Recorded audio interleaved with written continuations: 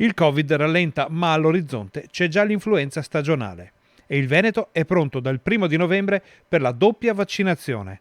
Terza dose anti-Covid e inoculazione unica contro l'influenza potranno essere fatte assieme. Come l'anno scorso siamo tra i primi ad avere i vaccini a disposizione, chi vorrà farsi l'antinfluenzale potrà presso i centri vaccinali o con i medici di base, come facciamo sempre, farsi la doppia dose di vaccino, quindi farsi la terza dose eventuale, parlo soprattutto degli anziani, la dose booster come si dice, no? Della terza dose di vaccino per il Covid e l'antinfluenzale, perché è autorizzato a farla assieme. La speranza è che in tempi rapidi si possa finalmente superare l'emergenza coronavirus, tornando alla normalità, o almeno a una nuova normalità. Io spero anche che la terza dose venga superata dal fatto che magari non servirà più e così non servirà più neanche il Green Pass e finalmente si tornerà a sorridere quando incontri gli amici e non a sentirti dire mai Green Pass, ma no Green Pass, ma sì Green Pass e queste robe qua, perché capisco che questo sta veramente devastando la comunità. I segnali che questo obiettivo è a portata di mano ci sono tutti. Se continua così